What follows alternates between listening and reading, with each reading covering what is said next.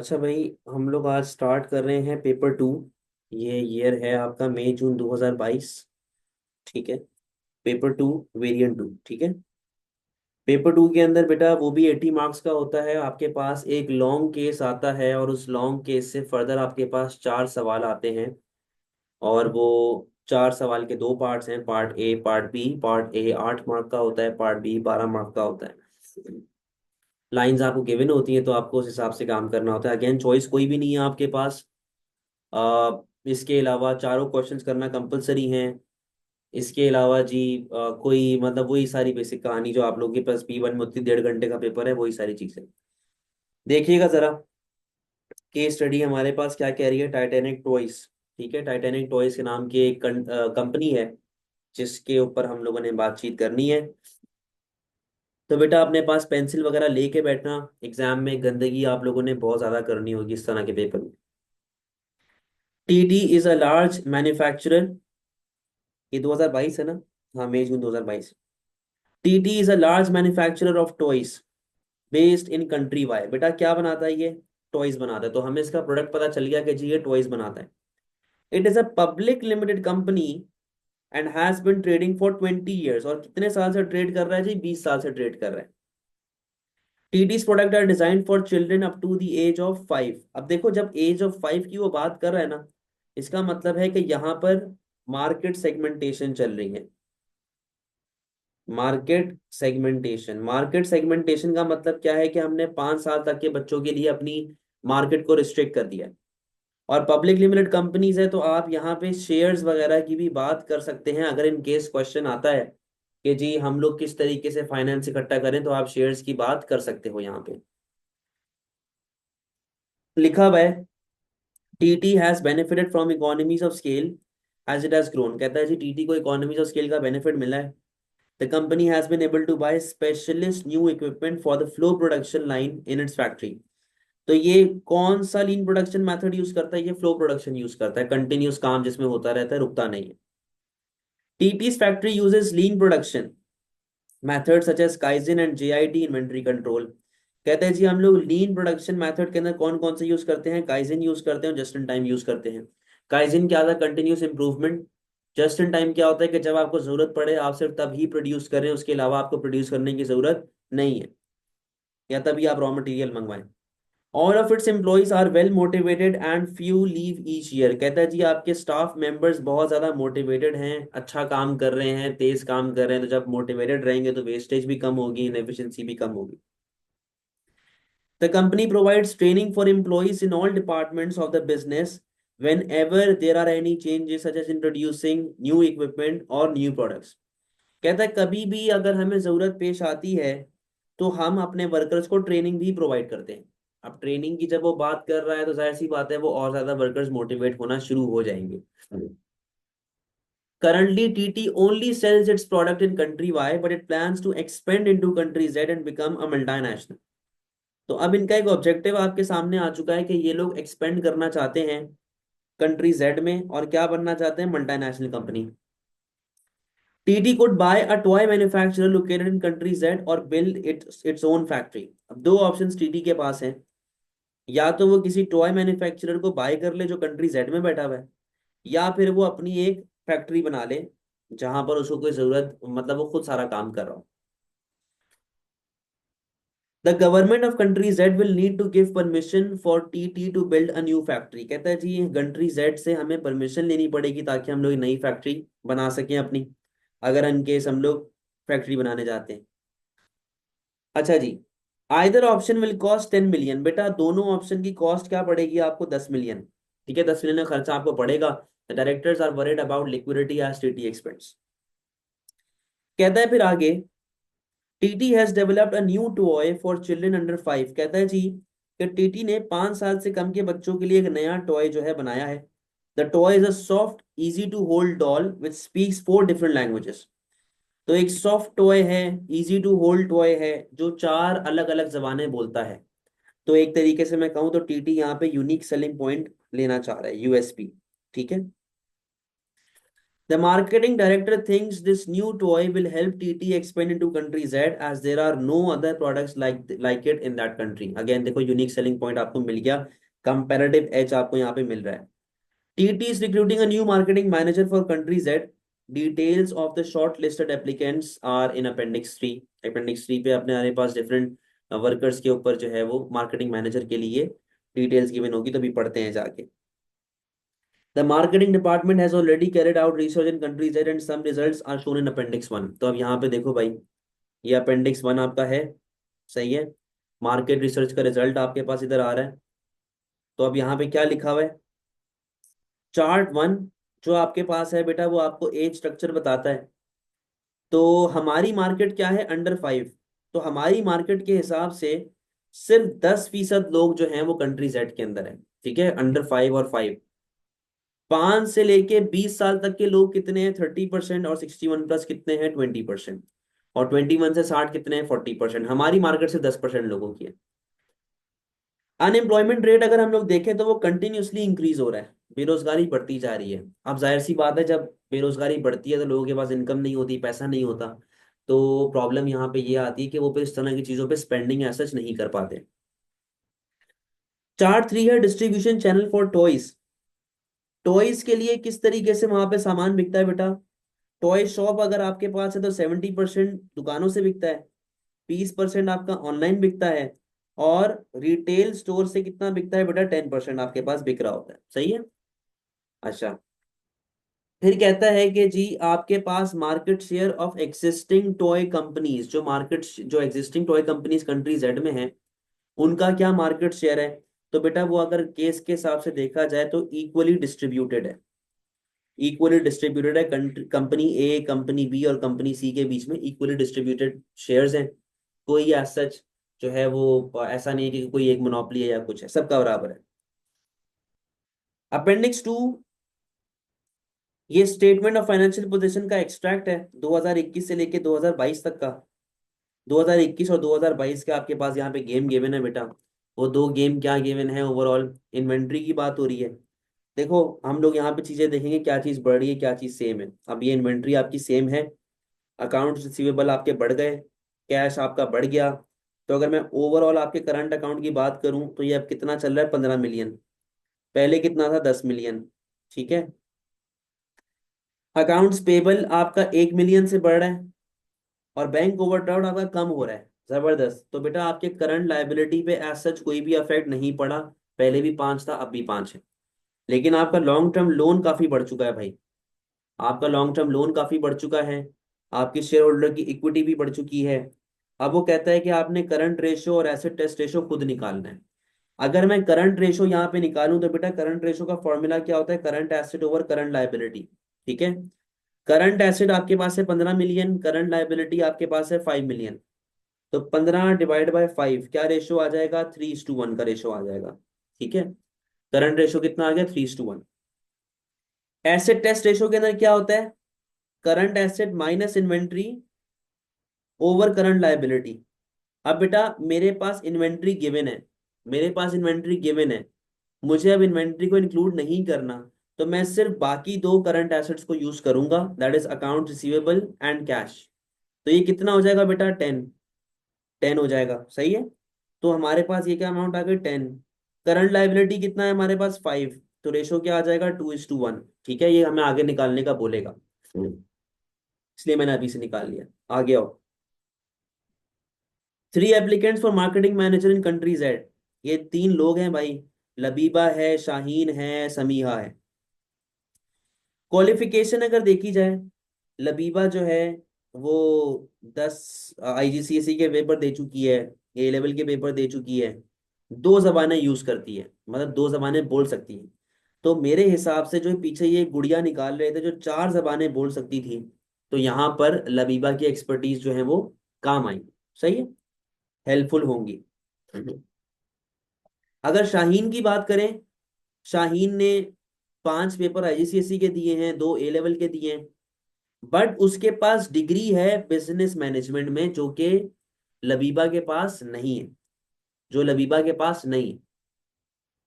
अच्छा, समीहा जो है, समीहा 8 पेपर दे चुकी है, बट ना इसने ए लेवल किया है, ना कोई डिग्री इसके पास है बैचलर्स वगैरह की, बट ये 6 जमाने बोल सकती है। अब देखो इन तीनों में से अगर देखा जाए तो क्वालिफिकेशन के हिसाब से शाहीन जो है वो ज्यादा मुझे बेहतर सूटेबल नजर आ रही है। एक्सपीरियंस की बात कर लेते हैं। लबीबा के पास 5 साल का वर्किंग एक्सपीरियंस है for TT as the assistant marketing manager in country Y. अब देखो लबीबा जो है कंट्री वाई में असिस्टेंट मार्केटिंग मैनेजर थी। चलो अगर असिस्टेंट मार्केटिंग मैनेजर थी तो उसको मार्केटिंग मैनेजर की रोल्स एंड ड्यूटीज वगैरह का पता होगा, बट वो कहाँ पे थी? कंट्री वाई में। हमें एक्सपेंड होना है किधर? कंट्री जेड में। ठीक है। Shaheen 2 years as a marketing manager of a small food company in country Z. कहते हैं जी कि जो शाहीन है वो कंट्री जेड में एक स्मॉल फूड कंपनी के अंदर 2 साल तक मार्केटिंग मैनेजर रही है। अच्छा, अब अगर मैं इसको कंपेयर करूं तो हम लोग बनाते हैं टॉयज, हम लोग बनाते हैं खिलौने, और शाहीन मार्केटिंग मैनेजर कहाँ रही है? एक रेस्टोरेंट में, एक फूड कंपनी में। अब जब वो एक फूड कंपनी में एक मार्केटिंग मैनेजर रही है तो यार देखो बात सारी यहाँ पे ये आती है कि है तो आखिर कंट्री जेड में ही ना। शाहीन है तो आखिर कंट्री जेड में ही ना। तो शाहीन को लॉस के बारे में पता होगा, रूल्स के बारे में पता होगा, प्रॉब्लम्स के बारे में पता होगा, प्रॉब्लम्स ऑफ कंट्री जेड। ठीक है, ऑफ कंट्री जेड। तो मेरे हिसाब से ये बेहतर एक एडवांटेज मिल जाएगा हमारी कंपनी को। समीहा जो है वो 10 साल से मार्केटिंग मैनेजर रही है लार्ज टॉय कंपनी में। यहां तक तो बात बड़ी अच्छी जा रही है, लेकिन कौन सी कंट्री? Country Y. अगेन हमें वो एज नहीं मिल पाएगा जो हमें चाहिए कंट्री जेड वाला। तो मेरे हिसाब से ये भी यहीं पे शाहीन ही बेहतर। ठीक है। तो बेटा ये आपका पूरा एक डेटा रिस्पॉन्स था जहां पर आपको डिफरेंट इंफॉर्मेशन गिवन थी। अब आओ जरा हम लोग आंसर्स की तरफ बढ़ते हैं।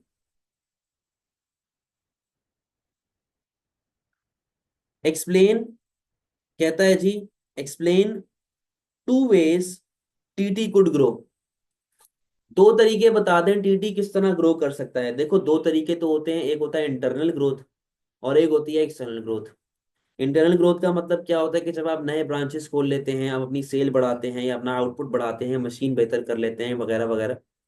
तो इंटरनल ग्रोथ क्या होगा कि भाई आप नीश मार्केट से, आपकी जो एक नीश मार्केट थी ना कि आपने 5 साल से कम के बच्चों को सामान बेचना है, आप उस नीश मार्केट से हट के ओल्डर चिल्ड्रन की तरफ चले जाएं।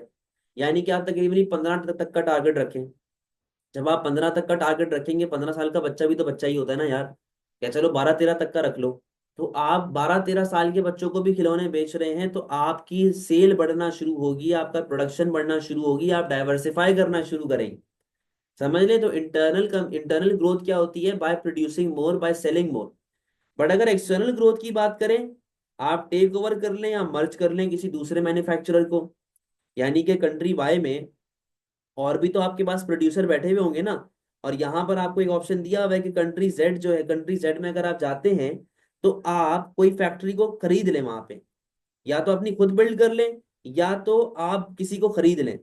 जब आप किसी को खरीद लेंगे, किसी दूसरी कंपनी को खरीदेंगे, उसे कहते हैं एक्सटर्नल, एक्सटर्नल ग्रोथ, मर्ज करना या टेक ओवर करना। तो उसके साथ आपको लिंक क्रिएट करना है कि हम किसी दूसरी बिजनेस को परचेज कर रहे हैं, रनिंग बिजनेस को। तो हमारा जो टॉय मैन्युफैक्चरर है वो एक्सपेंड हो जाएगा। अब उससे हमें फर्दर एक्सपर्टीज मिलती क्या है कि उसका जो, जिस कंपनी को हम टेक ओवर कर रहे हैं, उसका कस्टमर भी हमारे पास आ जाएगा। समझ रहे हैं बात को बेटा? कोई मसला तो नहीं है पहले क्वेश्चन में? जल्दी बताएं,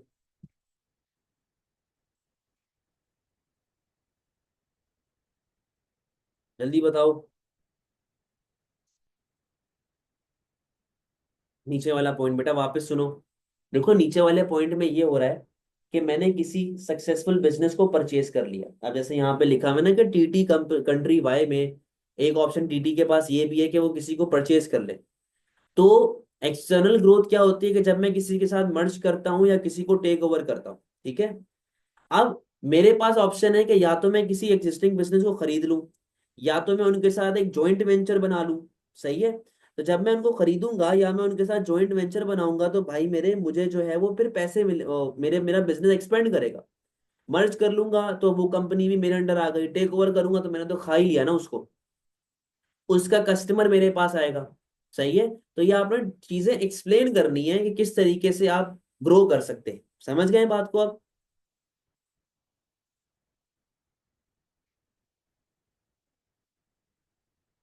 जी सिद्दीक सही है। पार्ट बी पे आओ।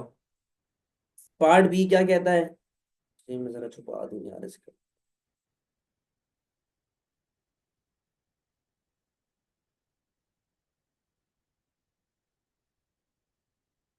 अच्छा, अब पार्ट बी क्या कहता है भाई? कहता है consider how TT might benefit from the following three economies of scale as it continues to grow. Which is likely to have the greatest effect on TT's profit? Justify your answer. आपके पास तीन economies of scale है, purchasing, technical और financial. किस तरीके से तीनों आपको help कर सकते हैं? बेटा यहाँ पे जरा केस पे आओ। वो क्या कह रहा है कि आप कौन सा मेथड यूज कर रहे हैं? JIT, जस्ट इन टाइम ना। आप एक बल्क ऑर्डर अगर देंगे, आप ज्यादा प्रोडक्ट एक साथ परचेज करेंगे तो आपको बल्क डिस्काउंट्स मिलेंगे, यानी कि आपको परचेजिंग इकोनॉमीज मिलना यहाँ पे शुरू हो जाएंगी। परचेजिंग इकोनॉमीज मिलती हैं तो इससे आपका ग्रॉस प्रॉफिट जो है वो बढ़ता है, आपकी कॉस्ट ऑफ सेल्स कम होती है, तो आपको इस तरीके से प्रॉफिटेबिलिटी बढ़ जाती है। फिर उसने कहा था फाइनेंशियल, फाइनेंशियल इकोनॉमीज। तो बेटा आपको जब फाइनेंशियल इकोनॉमीज की बात होगी, और टेक्निकल की बात कर रहा था, जब आपको फाइनेंशियल इकोनॉमीज की बात यहाँ पे करनी पड़ेगी तो आपको इधर से लिंक करना पड़ेगा कि आपको बैंक लोन देखो आसानी से मिल रहे हैं, कम इंटरेस्ट रेट पे मिल रहे हैं, बैंक आपको इजीली लोन दे देगा। या फिर आप शेयर्स इशू कर सकते हैं। क्यों शेयर इशू कर सकते हैं? क्योंकि आप पब्लिक लिमिटेड कंपनी है, ठीक है। टेक्निकल को किस तरह लिंक करेंगे आप? टेक्निकल को आप लिंक करेंगे फ्लो प्रोडक्शन के साथ। आप हैवी मशीनरी यूज कर रहे हैं, आप टेक्निकल मशीनरी यूज कर रहे हैं, जिससे आपका आउटपुट बढ़ रहा है, आपकी वेस्टेज कम हो रही है, आपकी इनएफिशिएंसी गिर रही है। समझे बात को? तो अब यहाँ पे देखना जरा किस तरीके से मैंने यहाँ पे लिंक किया हुआ है। Bulk discounts, purchasing economies. अब देखो, आपको जब परचेजिंग इकोनॉमीज की तरफ जाएंगे आपको बल्क डिस्काउंट्स मिलते हैं, जिससे आपकी कॉस्ट ऑफ प्रोडक्शन कम होती है। जब आपकी कॉस्ट ऑफ प्रोडक्शन कम होगी, खर्चा कम होगा, तो बेटा आपकी प्राइसेस कम होना शुरू हो जाएंगी। प्राइसेस कम होंगी तो इससे कस्टमर अट्रैक्ट होगा, और जब कस्टमर अट्रैक्ट होगा तो आपका नेट प्रॉफिट मार्जिन बढ़ना शुरू हो जाएगा, आपका प्रॉफिट बढ़ना शुरू हो जाएगा। टेक्निकल इकोनॉमीज के अंदर आप मशीन यूज करते हैं, जिससे क्वालिटी इंप्रूव होती है, वेस्टेज कम होती है, मिस्टेक्स कम होती है, एफिशिएंसी बढ़ जाती है, स्पीड बढ़ जाती है। टाइमली बेसिस पे आप कस्टमर की नीड्स एंड वांट्स को फुलफिल कर पाएंगे, सेटिस्फाई कर पाएंगे, जिससे आपकी सेल भी बढ़ेगी और आपकी ब्रांड लॉयल्टी भी इंप्रूव होती है।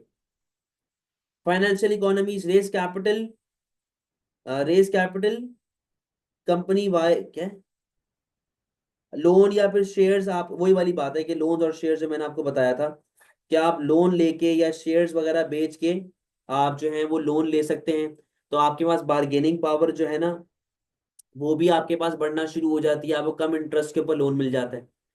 कंक्लूजन में आपकी मर्जी है कि आप किसके साथ जा रहे हैं।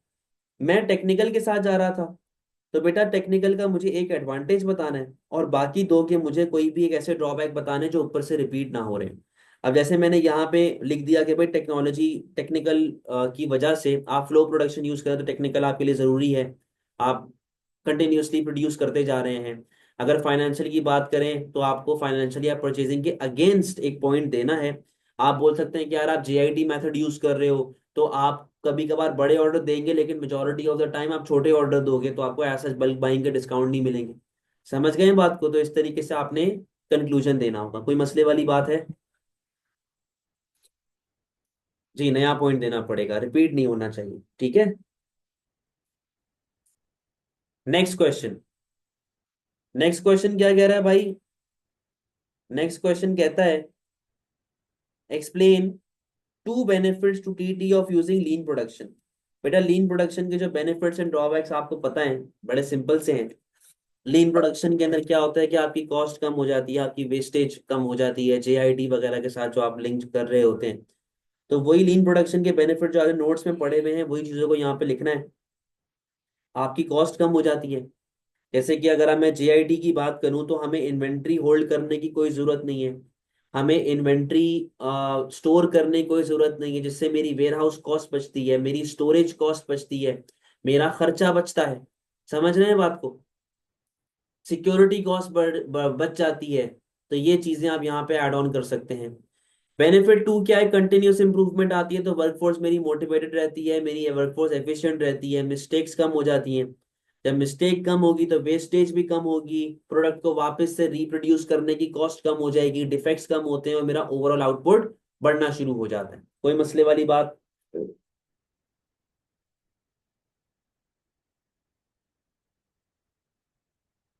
कोई मसला बेटा?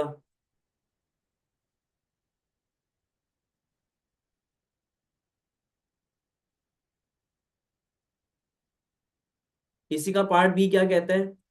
Use appendix two and other information, consider TT's financial position. Do you think TT is in a good financial position to expand, justify your answer. अब देखो ये पूरा एक लंबा आंसर है 12 मार्क का।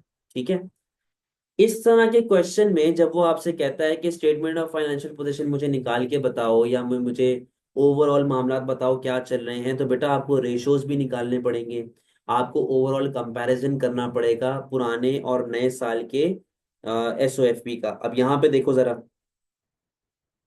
इन्वेंट्रीज जो मैंने देखो ये सारी बातें लिखी ना, क्या बढ़ रहा है क्या कम हो रहा है, तो ये मैंने इसीलिए लिखा था।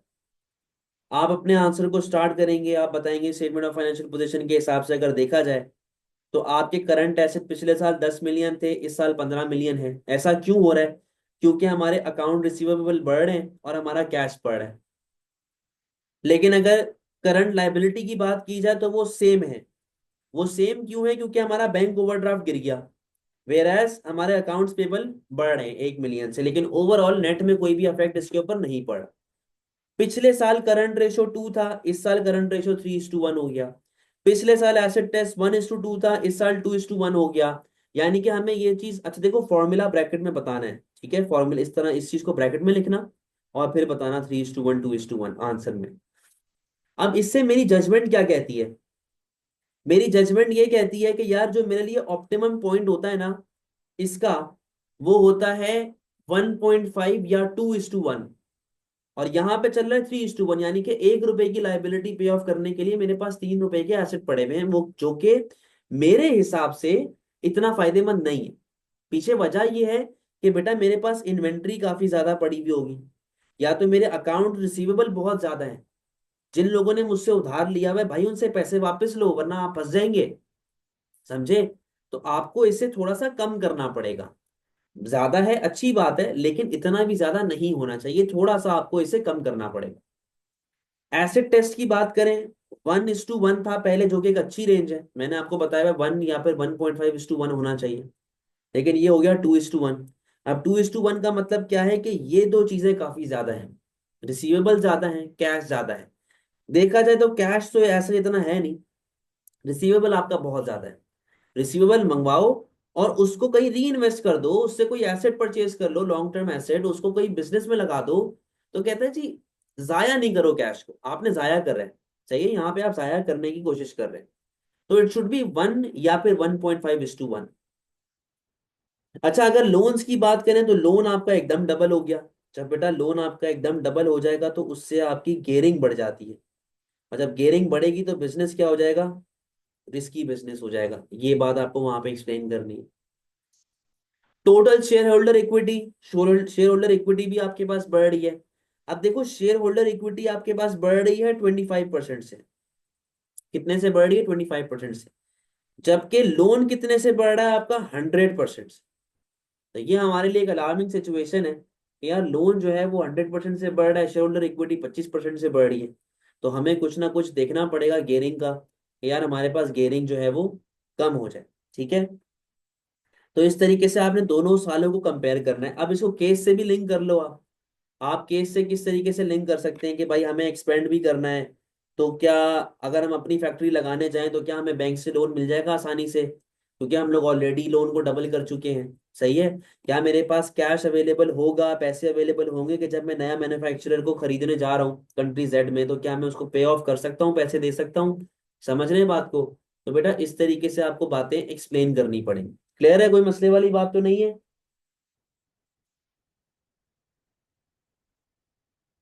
एंड में आपने बताना है कंक्लूजन कि यार पिछले साल के मुकाबले में इस साल क्या आपकी एसओएफपी बेहतर हुई है कि नहीं हुई।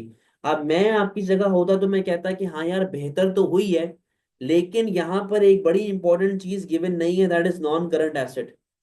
अगर तो नॉन करंट एसेट गिवन होता तो मैं यहाँ पे निकाल के और आपको बेहतर तरीके से बता सकता था कि हमारे पास क्या चीज हो रही है और क्या चीज नहीं हो रही। या हम लोग निकाल सकते हैं नॉन करंट एसेट्स। हाँ, नॉन करंट एसेट भी निकाल सकते हैं। एसेट का फॉर्मूला क्या होता है? Asset is equals to capital plus liability. इसी तरह इक्वेशन बैलेंस होती है ना। अब आप देखो, लाइबिलिटी कितनी है 10 और इक्विटी कितनी है 50, तो ये हो गया 60। टोटल कितना हो गया 60। 60 - 15। हमारे पास एनसीए कितना है, नॉन करंट एसेट कितना है 45। 2022 में 45 है। इसी तरीके से मैं यहाँ पे भी कंपेयर करूंगा तो 35 आ रहा है। यहाँ पे कितना आ रहा है 35। 40 + 5, सॉरी 40 + 5, सही है। 40 + 5 और किस तरह निकलता था यार, मुझे याद नहीं है, सॉरी, अकाउंटिंग का किस तरीके से होता था। कोई निकाल के बता सकता है नॉन करंट एसेट? लेकिन खैर चलो, इतनी डिटेल में जाने की हमें जरूरत नहीं है। आप ओवरऑल इसकी डिस्कशन इस तरह कर सकते हैं। कोई मसला बेटा?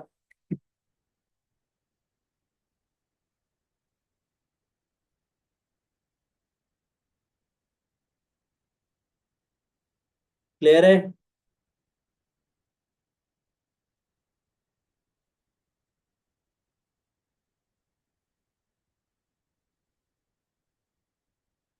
आगे चलो, question number 3। Explain one way the information in each chart in Appendix 1 might be useful to TT। तो आपके पास Appendix 1 में बेटा कितने चार्ट्स हैं? आपके पास ये 4 चार्ट्स हैं। आपने यूजफुलनेस बतानी है कि किस तरीके से ये चारों चार्ट आपके लिए फायदेमंद होंगे। देखो बेटा, ये जो पाए चार्ट है ये आपको बताता है एज स्ट्रक्चर। टीटी की टारगेट मार्केट क्या है? टीटी की टारगेट मार्केट है ये अंडर 5। अंडर 5 कितने हैं? खाली 10%। तो उससे हमें ये पता चल रहा है कि 200 मिलियन की पॉपुलेशन में, 200 मिलियन की पॉपुलेशन में सिर्फ और सिर्फ 20 मिलियन जो है वो बच्चे हैं जो कि 5 साल से कम है। सही है, 20 मिलियन बच्चे हैं जो 5 साल से कम है। तो आपकी टारगेट मार्केट जो है उसके अंदर 20 मिलियन लोग आते हैं, जो कि कंपैरेटिवली एक बहुत बड़ा नंबर है। ठीक है। तो उन्हें अपने कस्टमर बेस के बारे में पता चल रहा है। उन्हें अपने कस्टमर बेस के बारे में पता चल रहा है। और उन्हें पता चल रहा है कि यार इस मुल्क में कितने बच्चे हैं, कंट्री जेड में। ठीक है, कंट्री जेड में कितने बच्चे जो इनको ये लोग सामान बेच सकते हैं। चार्ट 2 से उनको पता चलेगा कि इनकम स्ट्रक्चर क्या चल रही है लोगों की। अब देखो, आपके पास कंटिन्यूसली अनएम्प्लॉयमेंट रेट अगर बढ़ता जा रहा है, इसका मतलब है कि कंट्री जेड जो है वो अनकरीब रिसेशन की तरफ जा रही है। और जब रिसेशन की तरफ जाती है तो पेरेंट्स, क्योंकि देखो खिलौना तो पेरेंट नहीं खरीद रहे ना, फिर पेरेंट्स इस तरह के गुड्स के ऊपर स्पेंडिंग कम कर देते हैं। जब वो इस तरह के गुड पे स्पेंडिंग कम कर देते हैं तो कंट्री जेड के अंदर इस ट्रेंड से टीटी को ये बात मालूम पड़ेगी कि यार देयर इज अ चांस के फ्यूचर में जाके इनकी डिमांड फॉल होना शुरू हो जाए। ठीक है। डिस्ट्रीब्यूशन चैनल फॉर टॉयज, इससे टीटी को ये मालूम पड़ेगा कि उसको अगर अपनी सेल बढ़ानी है तो उसको शॉप लगानी पड़ेगी। उसको शॉप की तरफ जाना पड़ेगा, क्योंकि 70% जो माल बिकता है खिलौनों का वो शॉप पे बिकता है। रिमेनिंग 20% जो बिकता है वो ऑनलाइन बिकता है। अब ऑनलाइन तो मैं कंट्री वाई से भी बैठ के बना सकता हूँ कि नहीं? मैं कंट्री वाई में बैठा हुआ हूँ, मैं कंट्री वाई से भी तो ऑनलाइन बेच सकता हूँ ना। लेकिन हमें इस चीज के बारे में इंडिकेशन मिलती है कि आपको टॉय शॉप्स देने पड़ेंगे। तो टीटी को फाइंड आउट करना पड़ेगा रेंट क्या है दुकानों का, कॉस्ट क्या है, लॉस क्या है, वर्कर के बारे में इंफॉर्मेशन टीटी को यहाँ पे लेनी पड़ेगी। सही है। अच्छा, और चार्ट 4। चार्ट 4 क्या बताता है आपको? चार्ट 4 आपको बताता है size of comparator. Size of comparator कि तीनों के तीनों कंपैरेटर तगड़े हैं। तीनों के तीनों कंपैरेटर तगड़े हैं। और यहां पे उसने एक बात लिखी हुई थी कि वो किसी मैन्युफैक्चरर को या तो बाय कर ले या तो अपनी दुकान खोल ले। तो अब क्योंकि तीनों के तीनों का साइज सेम है, वो किसी को भी बाय कर ले, बाय एनी 1, कोई फर्क उससे नहीं पड़ेगा। कोई सी भी खरीद ले, बाय कर ले, कोई फर्क नहीं पड़ेगा उससे। तो लेकिन आपके पास बाकी जो कंपेरेटर हैं उनके बारे में आपको पता चल जाएगा कि यार इसका 33% है, इसका भी 33%। तो आप उस हिसाब से डिसीजन ले सकते हैं। ठीक है, तो चार्ट को देखते हुए टीटी इस तरीके से इंफॉर्मेशन लेके चलेगा। अगर इसी के मैं पार्ट बी पे चला जाऊं, using appendix 3 and other information, consider three application for the job of marketing manager for country Z. Who is the best applicant for the job? Justify your answer. तो बेटा ये हमने पहले भी डिस्कस कर ही रहे थे इन तीनों के बारे में। मेरे हिसाब से सबसे बेस्ट कौन सी है? शाहीन। इसकी डिस्कशन मैं ऑलरेडी सारी कर चुका हूँ। बाकी ये है कि आपने इनको पे डिटेल पॉइंटर्स में लिखना है। इनके बेनिफिट्स और ड्रॉबैक्स आपने लिखने हैं। किस तरीके से लिखेंगे? फॉर एग्जाम्पल अगर मैं लबीबा की बात करता हूँ, पॉजिटिव्स यहाँ पे क्या आ जाएंगे? 10 पेपर दिए हुए हैं, 3 ए लेवल के पेपर दिए हुए हैं, 2 जबानें बोलती है, तो हम लोग एक खिलौना लेके आ रहे हैं जो 4 जबानें बोलता है, तो उसके अंदर इसकी एक्सपर्टीज काम आएंगी। और वो असिस्टेंट मार्केटिंग मैनेजर भी रह चुकी है, तो उसको पता है, नो हाउ है कि मार्केटिंग मैनेजर के रोल्स एंड ड्यूटीज क्या होती हैं। बट कंट्री वाई में रही है, हमें चाहिए कंट्री जेड के लिए, ठीक है। और ये असिस्टेंट रही है, ये मार्केटिंग मैनेजर नहीं रही। शाहीन जो है डिग्री इन बैचलर्स है और degree in business and management है, तो उसको पता है, उसको ड्यूटीज वगैरह की सारी इंफॉर्मेशन होगी, उसको समझ है किस तरीके से काम होता है, पढ़ी लिखी औरत है। और मार्केटिंग मैनेजर रही है कहाँ पे? कंट्री जेड में। तो ओवरऑल जो है उसका होना बेनिफिशियल है। ये सबसे कम पढ़ी लिखी है, लेकिन मार्केटिंग मैनेजर रही है 10 साल। लेकिन किधर? कंपनी वाई में। कंपनी वाई में भी किधर? टॉय कंपनी में। तो टॉय कंपनी में रहना फायदेमंद है, बट कंट्री वाई में रहना फायदेमंद नहीं। समझे?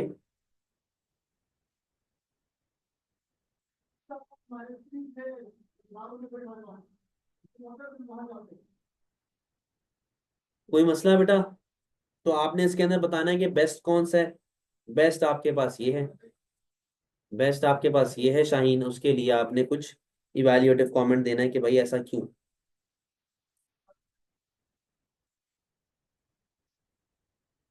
Explain 4 effects of training on a business. ये तो बड़ा सिंपल सा आंसर है यार। वर्कर मोटिवेटेड रहता है, फिर वर्कर आपको छोड़ के नहीं जाता, वर्कर आपके पास काम करता रहता है।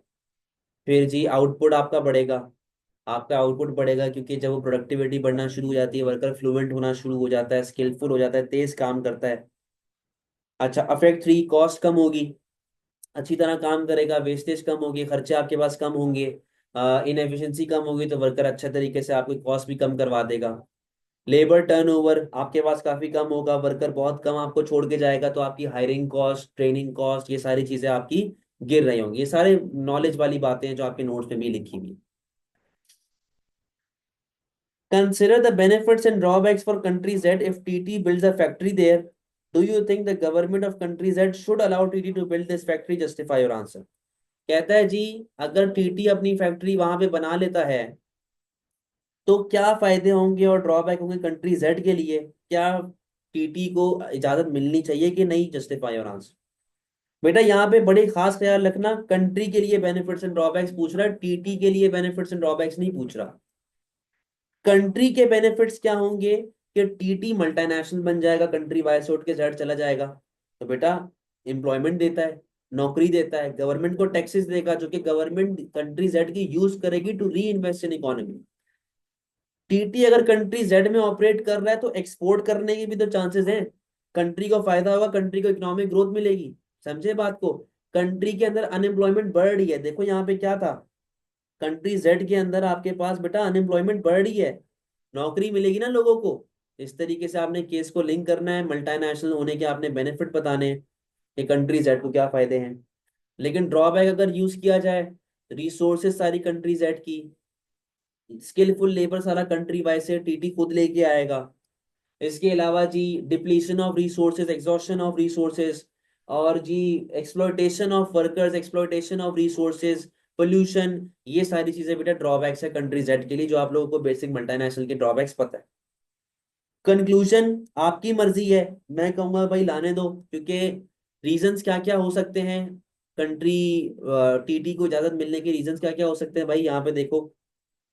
एक तो बेरोजगारी कम हो रही है, दूसरा ये जो एक थ्रेट है ना, ये बड़ा खतरनाक कंपटीशन है, मार्केट में सप्लायर कम है, तो पॉसिबल चांसेस हैं कि प्राइसेस ज्यादा हों।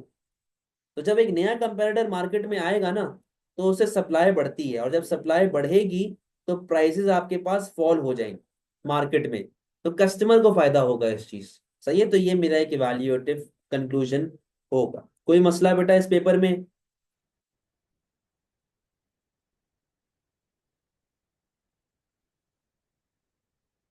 डन हो गया बेटा।